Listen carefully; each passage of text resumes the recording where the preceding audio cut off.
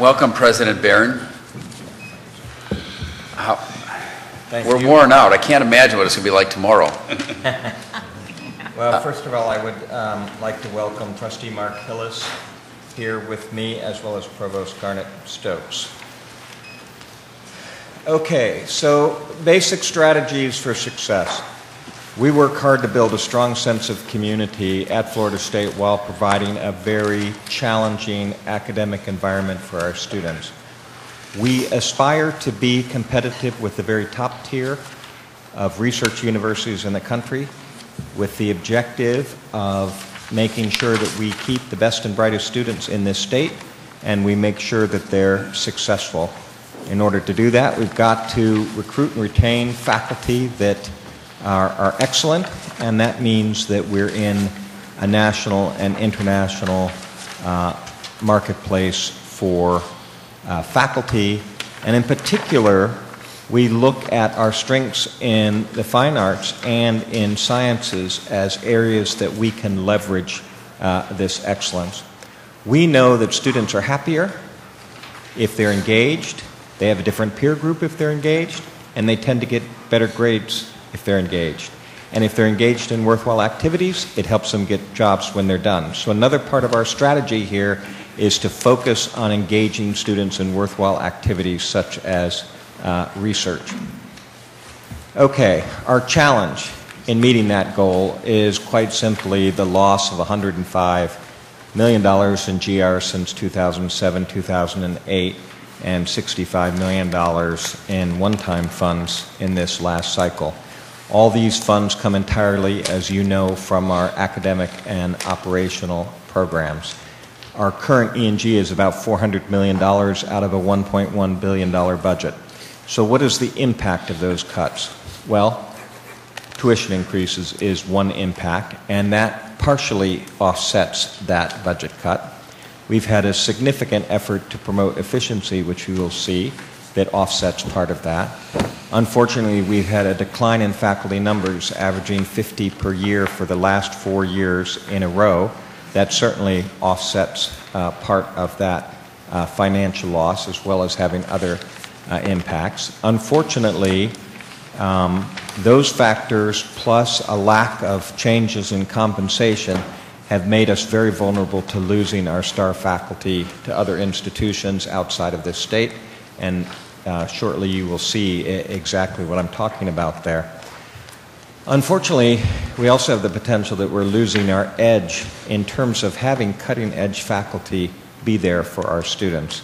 And this is most notable in the fact that in not hiring and not replacing, and also with faculty that are enticed into other institutions, we have about 1/3 less assistant professors, and we also have a declining number of associate professors. So one of the impacts that we have here is an aging of the institution, and those younger people that are trying to make their name write a lot of proposals, write many more proposals than average, the rising stars, the innovators in terms of education, because they've just come out of top-notch programs, are the class of faculty that we're declining in. And we have the example here that in an institution that is ranked nationally in the top 10 in 2 of our STEM fields, and in almost every STEM field in the top 3, and often 1 or 2 in STEM, that we've lost 80 STEM faculty and only replaced 20 of them as part of this loss of 50 per year.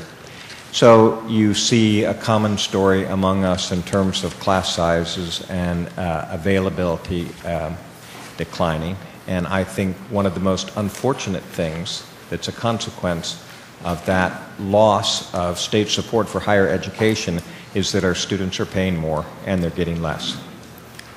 Okay, so I want to make sure that you see how this institution, how Florida State University is evolving. And so here is part of our efficiencies. It's a 6-year change in staff. On the far left are almost all of the operational programs, and then from about a third over are all of my colleges. And the red bars show percentage changes in staff for all of those programs. You can see that in some colleges the staff numbers have declined by 50%, And there are only a couple of examples in which the number of staff in the university have increased. Here is the rest of the academic programs, the rest of the programs that we keep track of. There are a couple of bars that go up. Almost all of these are related to increased mentoring and advising of students focused on increasing our graduation and retention rates, which you see in our numbers has steadily been increasing. The tall bar on the right is our emphasis to bring in more fundraisers, because we know that we can't rely on tuition and the state dollar, and we're significantly ramping up those efforts so that we can raise money as fast as we can from outside of the university.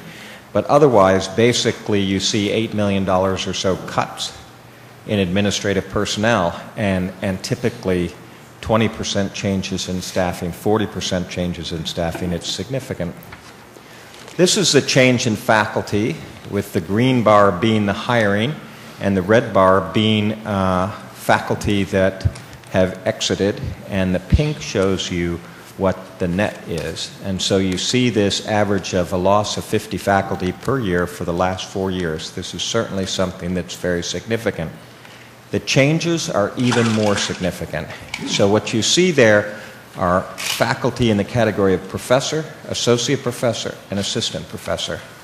Now you see the consequence of not hiring because of attrition or letting some folks go, in that you're no longer bringing in these young hotshots into your program that are going to set the stage for teaching and research. And you see a steady decline that's occurring there since the budget cuts began. And sadly, I've shown this slide once before, and now I've added another year, and you also see that even associate professors are starting to dip down significantly.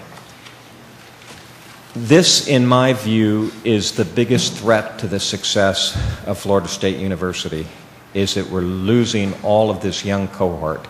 If you were a corporation and you would be smart to go out there and hire the hotshots in a down economy, because some of the best people out there are available looking for jobs right now. But that's not the direction we're going. You know, there's a story people tell. You take a frog and you throw it in boiling water, and the frog hops right out. You put the frog in lukewarm water, and you slowly increase the temperature a little bit at a time, and the frog will expire, not realizing that it's getting hotter and hotter and not able to function biologically. Well, we're the frog.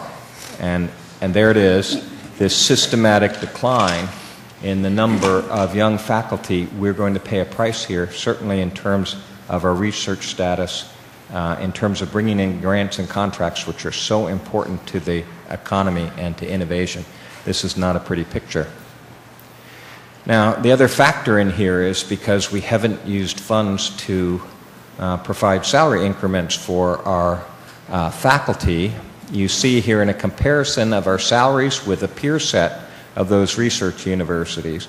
And we weren't even doing well on assistant professors, and we made this effort to at least pay the assistant professors at the average rate. But you'll see that by the time you become an associate professor, you're at 90% of what the peers are. And by the time you become a professor, you're even lower.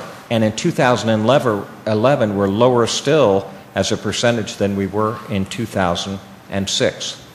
So basically that means a faculty member comes in the door and had the expectation that they will lose ground compared to their peers in other research universities with each year they sit in the system without a raise. Now, this comes dramatically home when we look at those 200 plus faculty that we've lost. And what I've got here in this chart is faculty that have gone elsewhere by their college, the number that we've managed to retain, and here, because to retain somebody, we need to see their offer letter. I have the number of offer letters that I've seen compared to the two here that I saw their offer letter and they were retained. This is the average salary increment that they received to leave, and this is the percent change. So what you'll see is in the College of Business, in those 9 people that left that I got to see their offer letter, the average raise they got was offered $74,000 to go out the door. And that percentage change there is 58% of what I paid them. Now, they're 13% if they're a professor below my peer group. They're 10% below my peer group as an associate professor. But faculty, other institutions are not rating average faculty.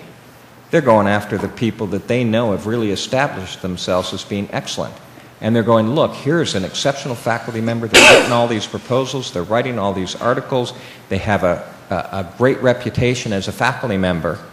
I'm going to offer them a significant amount of money. Now, if you're an assistant or associate professor and someone offers you 34% of what you're getting, and in 6 years they might have gotten 3% at Florida State, and they look at their spouse and their kids and say, how many years will it take me to achieve a 34% raise at Florida State when in the last 6 years I've gotten 3?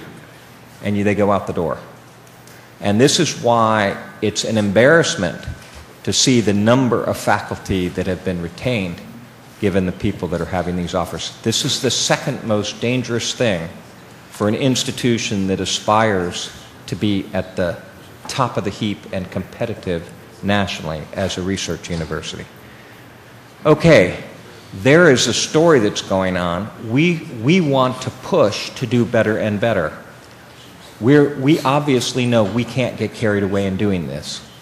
But we have 3 areas for which we would like to make investments. Instead of just steadily losing ground each year, 3 areas for which we would like to make investments. One of these is in an entrepreneurial university effort, a scrappy version, where we're basically trying to open up the College of Business, which is now closed, to other majors.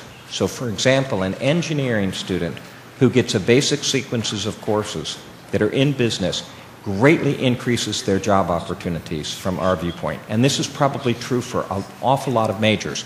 We would like to open the door of business to at least 3,000 undergraduates in different majors. Coupling that with an entrepreneur partnership between business and other majors, a strategy for competing, putting entrepreneurs in residence.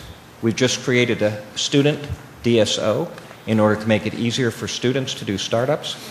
And we're working to launch a web-based application that allows the ideas coming out of Florida State to be apparent to venture capitalists and angel investors.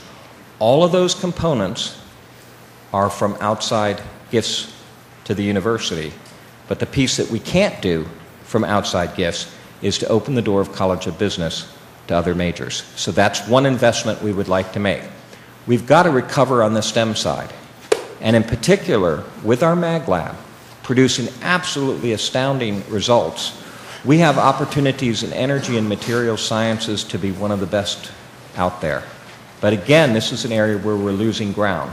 So we want to turn around and fix that and make that investment so we can take those premier elements of the university and leverage it for physics and for chemistry and for engineering and biology and even the health sciences.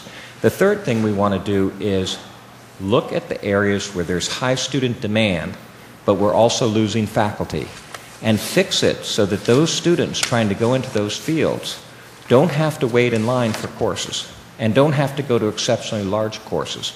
Because if you really want to increase tuition for a student, make them stay an extra year in your institution. That's a heck of a lot bigger tuition increase than the tuition increase that we've proposed. So we've got to target faculty hiring to meet student demand. This gives you a picture of what's happened to the faculty at Florida State by college. All those red bars are percentage change in the number of faculty that we have within each of our colleges. You can see that those red bars in some cases are significant. And as you just learned, a substantial portion of those are assistant professors and associate professor. The blue bars are the change in demand, with an overall 4% increase in the number of students. And you can see that, for instance, business has a decline in faculty, but a 10% increase in demand. And you also see, for example, that engineering has increased demand, but a decreased number of faculty. So we would like to target the hires with faculty to meet that student demand in face of declining faculty that has occurred across the board because it's largely had to be by attrition. Okay. There are a lot of things that we would add to our efficiency category in addition to the staff changes and in addition to the faculty changes in terms of consolidating degrees, in terms of terminating degrees. There's another one up here from last year. It adds to 37 that we suspended or terminated over the last several years. We've merged a lot of programs, including 3 departments into one, more than one college into one. There's certainly been a lot of changes in finance and administration to put things off into the private sector, to move into a bid process. We saved a significant amount of money in our energy bills. Unfortunately, we are in an energy monopoly, and the rates just magically went up when we saved a substantial amount of money and energy. But there's a list of things there, and we keep working year after year on the efficiency side. Okay. We believe in performance indicators. We believe that those performance indicators ought to come back as changes in the funding for the university. Freshman retention rate, academic maps that show a clear path to graduation and lets us know whenever a student falls off the list, 6-year graduation rate for minorities. All these tell us that we have done a good job of utilizing taxpayer dollars to make sure that the money that's given to us by the state and by parents and students is translated into graduation rate. The most effective use of state resources is to have the student come in, be retained, graduate. Total research expenditures, total federal research dollar rank in STEM fields of importance to the state, total number of doctoral degrees awarded, the scientific impact. These are the metrics that tell us that we're being innovative and moving in the direction which we heard from many, many people, legislators, the population, the governor today, on the importance of STEM research and the importance of having our students graduate at the cutting edge. It also certainly reflects well on the prominence of the university. In terms of operations, we're not growing substantially. We're staying within our enrollment guidelines, which are 1% per year. We have a little bit of rebalancing to do because it's sometimes difficult to anticipate what your admissions are going to be like. We have a very limited number of bachelor's degree changes that are being proposed, although we have master's and specialist degrees associated with what we think are job opportunities for students and student need and demand. Tuition differential, those funds have been used to mitigate the loss of 32 faculty distributed against 10 colleges and institutes. Obviously, we lost more than we gained, so those funds have helped us make sure that we can teach those programs for our students. Prior to that, we spent a substantial amount of those funds on mentoring and advising in a deliberate effort to advance our graduation rates and freshman retention rates. And I think you see in the number that we're steadily improving. And I think you'll see year after year, because the freshman retention rates are going up, that our 4-year graduation rate is going to increase and our 6-year graduation rate is going to increase. 30% of the revenue has been used to offset financial aid for students with financial need. And I'm just reminding you of that changes in total faculty, that 32 faculty was mitigation, not really new hires. In terms of tuition differential for the coming year, I really want to open the doors of the College of Business because I think it'll help our students do a much better job.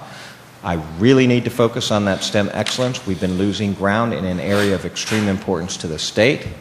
We have critical needs for student success, for them to be able to graduate in a timely fashion and for them to have access in those areas which are important to them. Again, 30% goes into student financial aid. We're now where every single Pell-eligible student has tuition and fees covered by more than $2,000 above on average. And we will have a balanced budget as well as to be able to do those particular components.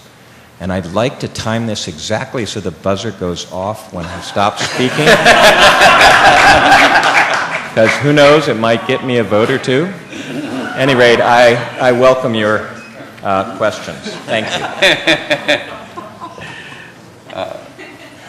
22 seconds. You'd think I'd have something more to say. That's incredible. You get something for that. 1%. Chairman? Mr. President, you were in the room, I assume, when I asked questions about the 6-year graduation rate and 4-year graduation rate.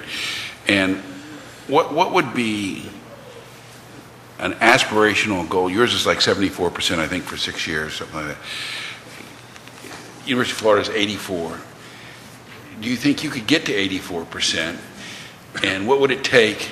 And is there a realistic cap for publics in this? The top ranked publics is is 84 close to it? Can you get to 90? So what are your thoughts on that? Okay, so there are a lot of different factors in there. 84% is a high number. I believe that as an institution, that's where we're headed. So you've already seen 5 or 6 percentage increases in freshman retention. And we've seen coming out in what we reported to U.S. News and World Report that the 4-year graduation, this is a program that it doesn't have that long a period of time that we've been working on it. Now we're seeing the 4-year graduation rate bump up. And that will be followed by the 6-year graduation rate bumping up. So I think we're going to see several percentage points based on what we've done already. And so with each step, you start to do a lot better. It takes time for this to move forward. We've done it very deliberately by mentors and focusing on mentors and advisors, working on this engagement and creating this academic map so that we know exactly when a student falls off and they've missed a course, and if they've missed that course, that means they're out of sequence and it could take them a longer period of time. It's exactly that investment, and it was an investment using differential tuition very deliberately on that has gotten us the increases. Now, it becomes harder and harder the higher the number you get in order for you to be able to change that. And all institutions are very different. If you're residential versus commuter, those things make an enormous amount of difference in terms of those numbers. There's a lot of different factors that are in there. But I don't see any reason why we can't be in the 80s. And what about narrowing that gap between the 4-year and 6-year?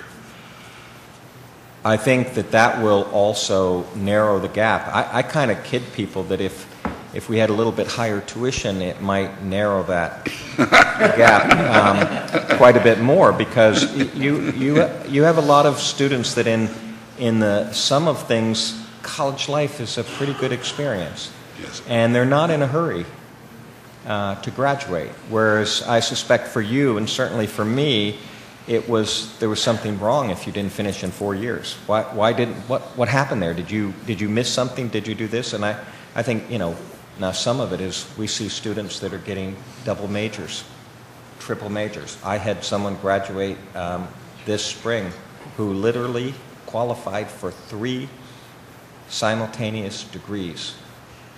And so students are doing different things because they think it gives them an advantage. But it's one less. I think if you start well and you have an academic map, you're going to start to narrow that. One other thing, I read in one of the clips that you plan on expanding your Panama City branch. One, what's that all about, and is that a good idea? Is that really a territory that belongs, it doesn't belong to anybody, but it could be better served by UWF or the colleges over there? I assume this is a lot about tuition dollars and growing, but I'd like you to respond to that. Yeah, okay, so for most students, UWF to Panama City is still a distance that makes it a little bit challenging, and there are no residence halls on the Panama City campus, so they're drawing students not from a particularly large area. One, we think that economically they handle their budget better by having some students that come in at a freshman level.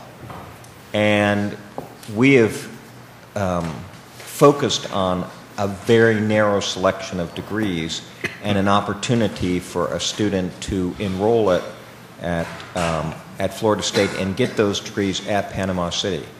And on the main campus, we're turning away a lot of students that have very strong credentials, but they still want to be at FSU. So now if you think about it, especially with the number of community colleges going to 4 years, Panama City, which is only the last 2 years, junior and senior, is kind of strange and more difficult to be successful, especially if they're not taking transfers from, as many transfers from community colleges where a student has done well and then can transfer into Panama City. So, but it's a very select number of degrees. I think it's only a few hundred students we're talking about. But do you anticipate asking for PICO dollars to build buildings and expanding the physical plant? The physical plant at Panama City, in my opinion, is perfectly adequate for this. And this is a better utilization of the physical plant than occurs now. It's a very nice physical plant there. Okay. Thank you. Chancellor? Just to follow. Excuse me. And by the way, Garnet and I had some of this conversation. Y'all brought me into the loop on this a while back. But just to poke that a little bit more. And by the way, this is not only a conversation in Panama City. This conversation, in some shape or form, is playing out in different locations around the state of Florida, where university branches are talking about going into the lower division business. And I recognize, probably better than most, that across the street, the colleges are talking about going into the upper division business. The marriage in the 2+2, however, is created to be an efficient use of general education time versus, and then alongside, major course of study, upper division time. I'm still trying to wrestle, again, not just here. I'm not picking on you. This is around the state of Florida. What the true payoff is for saying, in your case, Florida Gulf State College, who now provides the lower division coursework, it's better that they do their own across the street, even though, and I respect that it's only 200-300 students. Why couldn't those 200 to 300 students continue to get their lower division, their gen ed courses from the college, 2+2 then, to Florida State as they do now, to get that degree? Yeah, where's the benefit? It's a very good question, and I think you know from our numbers that we've had very good relationships with the community colleges, and we transfer a significant number of students. I think it's more than 6,000 come through Florida State in that way. And I hope, despite all the changes in the state college system, we can preserve this. But quite frankly, these are students that they're trying to attract in a major who would not go to the community college. The incoming fall freshman class for Florida State, 90% of them were above a 3.5 weighted grade point average. What would they do? And so you're talking about a student that has a 3.7, wants to go to Florida State University, and if not us, they will go somewhere else. And this is a major and area of talent at Panama City. So what we're trying to do is satisfy that student, not compete with a community college. If we're competing with a community college, we're in the wrong business. So do you mean that to say, and I'm sorry for hogging this, but this does have bigger implications for the state. This is bigger than even Florida State. If they wouldn't go to Florida State, or excuse me, if they wouldn't go to Florida Gulf State College, where would they go if they can't go get their lower division from FSU? Well, it might be that they would go driving distance from Panama City, if they could. I'm not sure where they would go. We haven't surveyed those students who got a 3.7 grade point average and we couldn't get into Florida State where they've gone. We have never done that. So I can't answer that question. We're just trying to capture them for particular majors that are at Panama City. And I appreciate your answers. This is one that, again, without picking on Florida State, this is the first one that came up today. This is one I think we all need to get our arms around going forward, is the systems approach to more and more of a desire to move universities lower division and colleges to upper division. That, of course, is one of the things that we'll no doubt be talking about, Governor Colson, with your new commission on access, because that's a big part of it. While protecting the 2+2, how do we engage at the same time in some of these morphing activities that are taking place around the state? So I'm not, again, saying to pick on you, it's just timely, the conversation. You're mirroring it is exactly popping up all over the state. You're mirroring the discussion that we had and the discussion we had with a lot of community leaders and legislators in Panama City. Governor Tripp. Thank you, President Barron. I want to stay on the faculty issue. When I asked UCF if there was a problem hiring faculty, he said, no problem at all. It's a great place to come to. We can get them to Florida anytime. Do you find that the same way? Absolutely, and I would tell you that there's no better time to hire faculty than when there's a lot of superb people graduating from superb institutions that are looking for a job. In some ways, if you were, went countervalent to the economy, you'd make a great university over and over and over again, because you'd be hiring the cream of the crop when they're out looking. So I don't think there's an issue there. The problem is not having the resources to hire. Now, I must admit, we were taking a lot of people at their word that we should be very careful with our funds, and so we had some colleges that held back a little bit more than they might have, and as you know, that money got swept at a disproportionate level based on reserves. So even in that opportunity, we were going to save a little bit so that we could be a little bit riskier in terms of the hiring to make up for this, and that opportunity was lost. So I guess my question is, I've got two or three.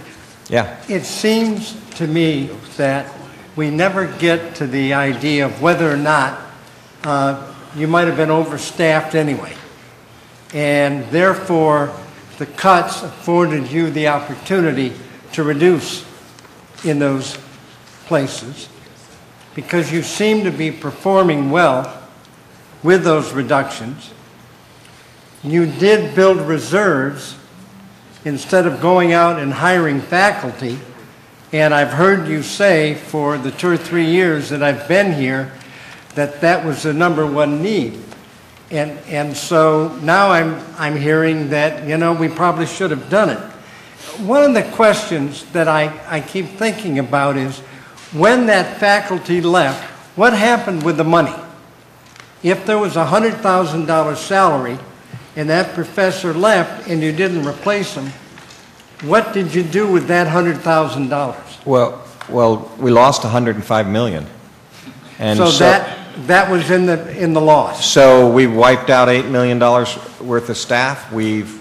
That's nearly a $20 million difference. How could you build reserves? What? How could you then build reserves? Well, people wait till they hire for some of the others, so they save it just a little bit.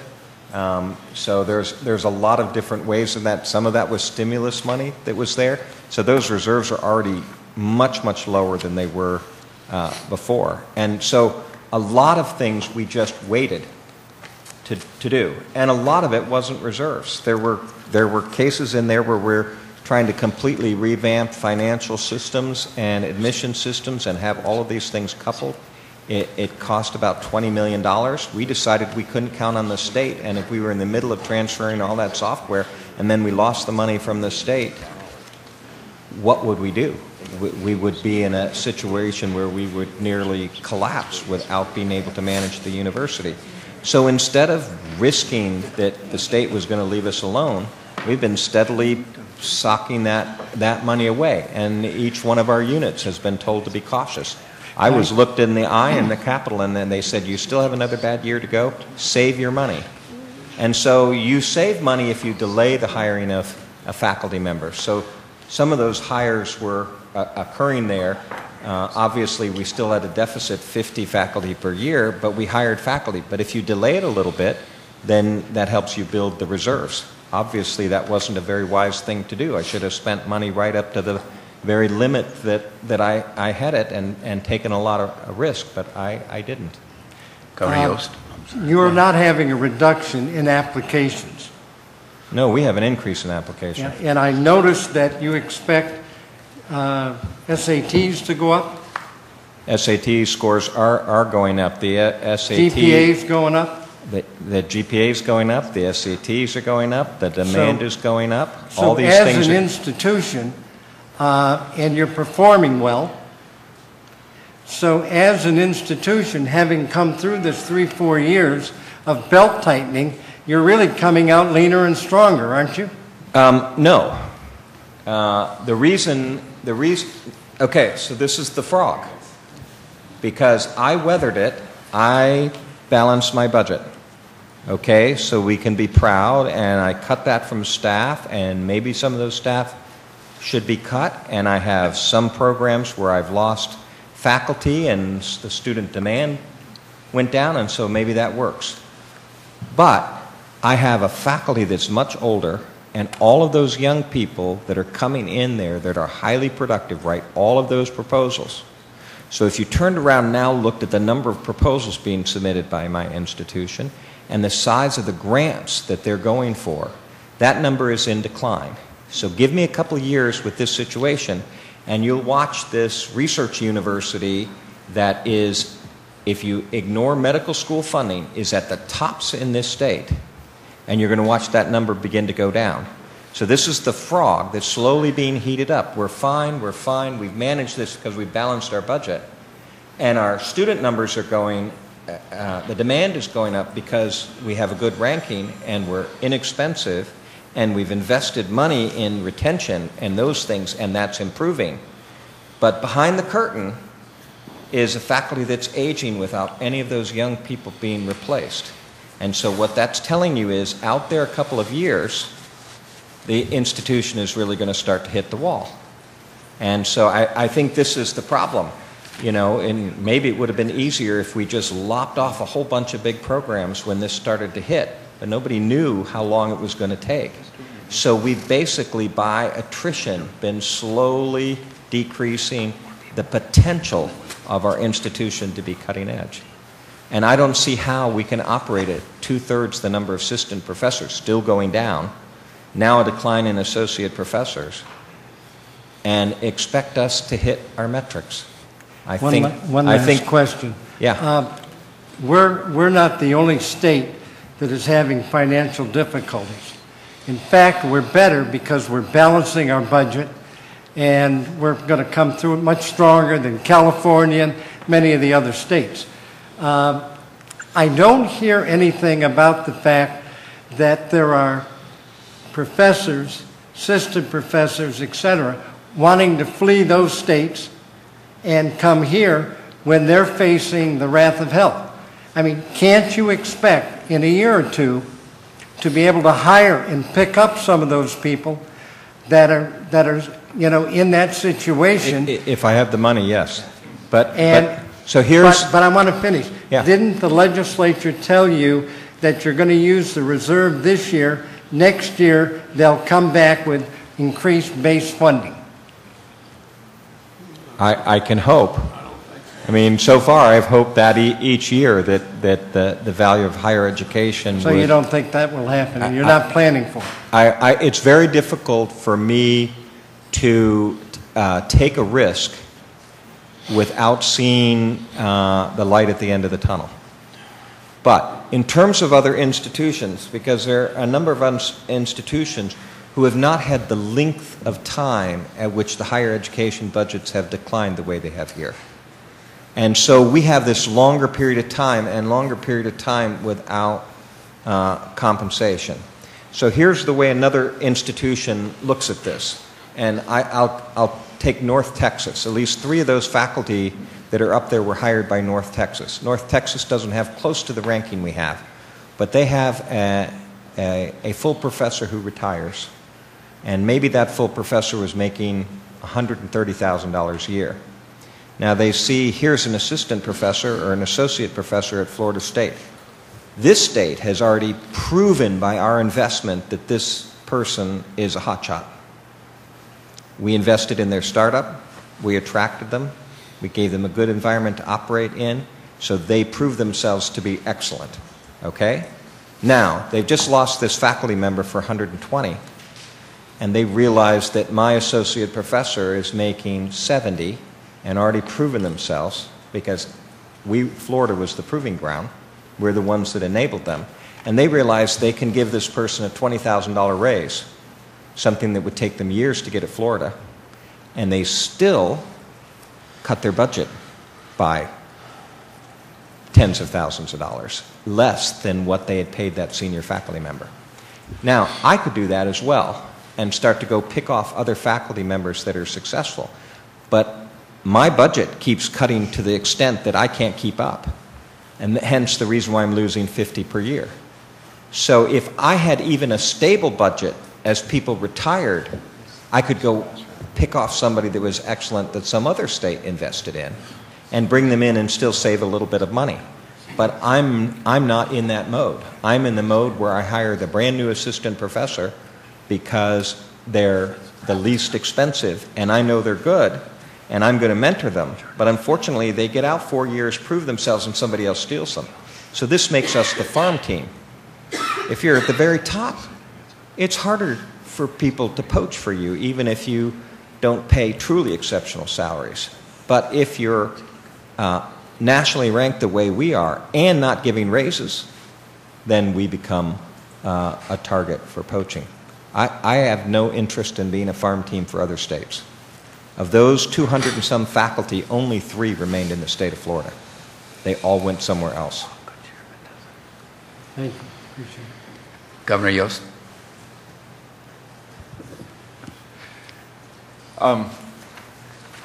Nice job, President Barron. I think you've got a lot of good vision for where FSU should go. I think a lot of the questions that you've been answering are ones that are consistent across the system. There's lots of great faculty out there to hire. All we need is resources to do that, and we don't have those at this point. My own department is down 30% in numbers of faculty at UF, and that's fairly common across our entire college. One thing I guess that concerned me a little bit was that coming up this year, I think all this year, were probably 6 masters and a couple of doctorates and so on. Do you have the resources to pull all that off? At this time, there's nothing in the long-term plan for new graduate degrees, but a whole bunch of things in this year. I can let Provost Stokes comment, but with one exception, I think those are relatively small populations and served by the faculty that we have, and we're trying to add a little bit of economic advantage, job advantage to students that are coming in. And as you know, a lot of students are coming in for a master's degree, pick a college. They may not pick exactly a major, so this is also a little bit following those interests of those students. I don't know whether I've done a good job of answering that question. I think that pretty much answers the question, because these are areas where there's significant demand and where current resources could be utilized to bring in more credit hours and more students. So I think you see them pretty well targeted to areas of growth. Are these areas, most of these students are going to be self-supporting students, paying their own tuition? I'm pretty sure in most cases there are, and the doctoral program is really a consolidation of several degrees. Okay.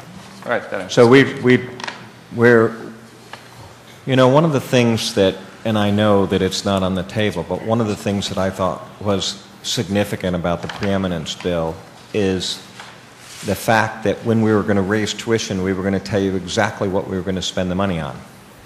And so I told you that entrepreneurship, faculty opening the doors for business, reversing STEM, and hitting those high demand areas where student demand is going up but faculty numbers are down.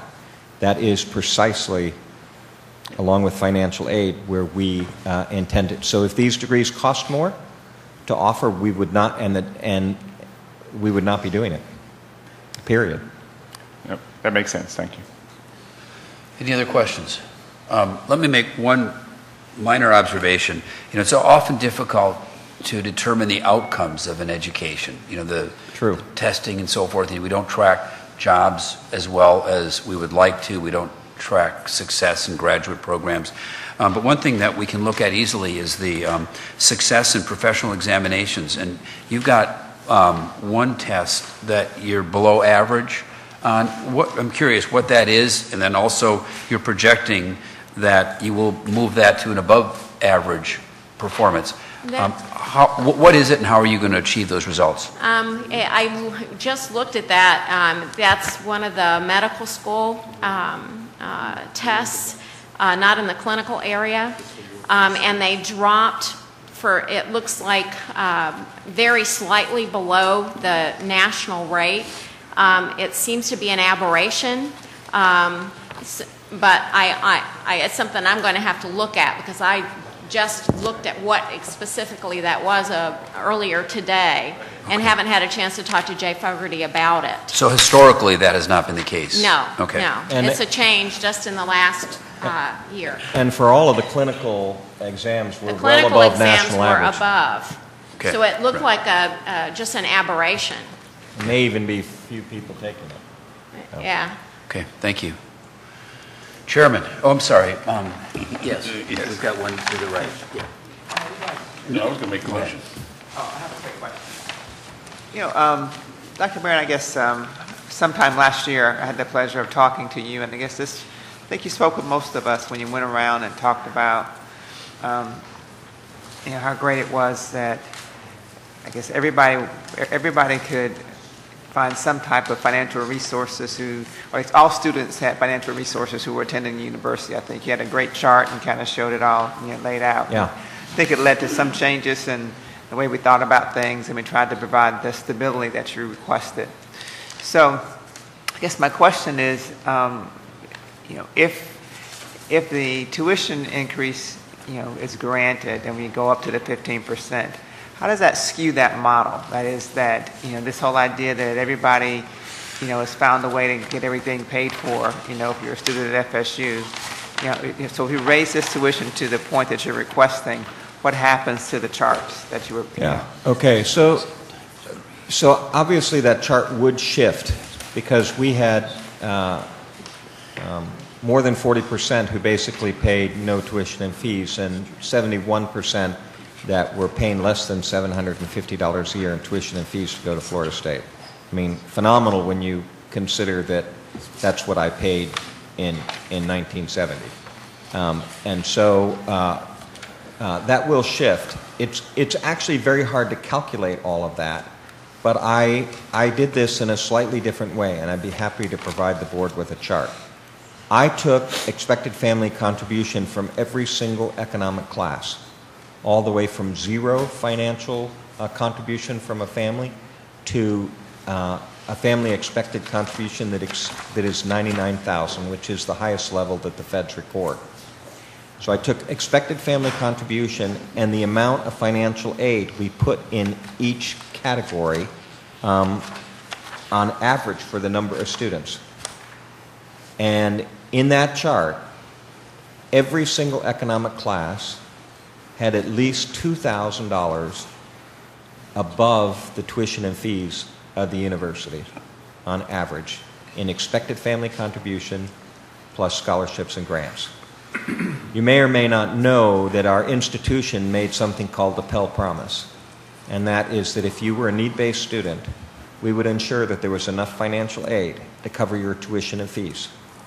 Maybe not your living expenses, but your tuition and fees at our institution. So when someone applies, we make sure that we hit that minimum. On average, we're $2,000 above what that level is. Now, the problem is, of course, is that there's variations in there in that average.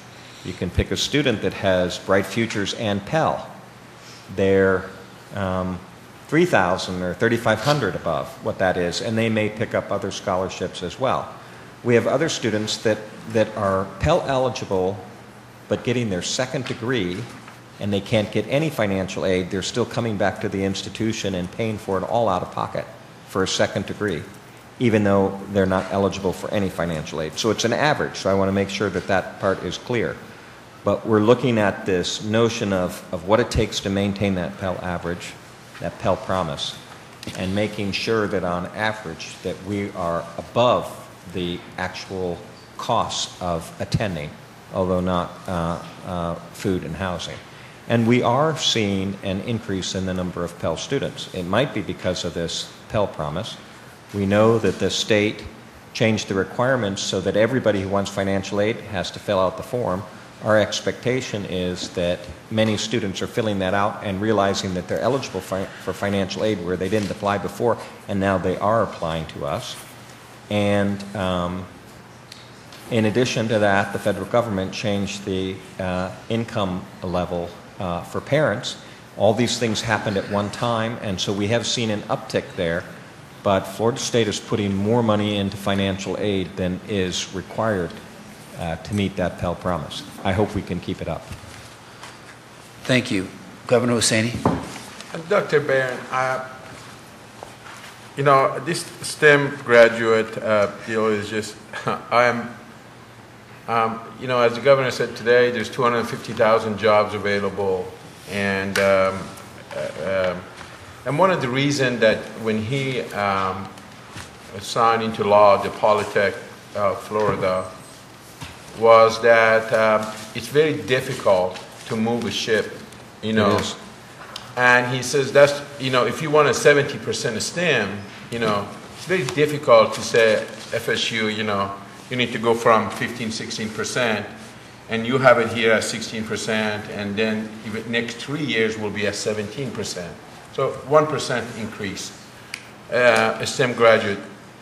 And what we're doing at Polytech, we are requiring to be a 70% STEM and STEM related. Is that pie in the sky? Or if you start a new institution, maybe you can start it that way. Okay, so here's what I would tell you. Okay, the people that are going into STEM, first of all, they have an interest there, and they realize that they're able. Okay, and that's one element. Capturing that student becomes important. We lose about half of them when they come in the door their freshman year. That's an area that we can work. It is hard to find the students capable and interested to come into the pipeline. That's the K through 12 challenge, so that's one thing. On the other hand, it is also hard to move the needle very much at an institution like ours unless you're willing to make substantial investment. I could double all the STEM graduates at Florida State and STEM faculty and STEM funding for about $50 million. And I'm already up there competitive at the tops. So, I mean, that kind of investment, I could move the needle a lot. Annually or one time? What? 50 million one time or annually? An increase Recurring. in budget focused entirely on engineering, sciences, and technology, one time. Okay. Now, think about moving that needle. And I know you asked, well, a 1% change, a 2% change. Now realize that you've got 30,000 undergraduates, and 7,000 of them might be coming in as a freshman because you're transferring, you're taking a lot of transfers. And so that means 23% of my undergraduates have already made up their mind what they're going to do, and they're not likely to change. So I'm moving the needle with that incoming freshman population. And maybe I move that needle for that 6,000 students, and I do it 5% in that year. I'm only going to move the needle for the institution 1% because I'm starting with a small freshman cohort and trying to attract them. So no matter what you do and how you want to do it, it's going to take some investment and it's going to take a little bit of time.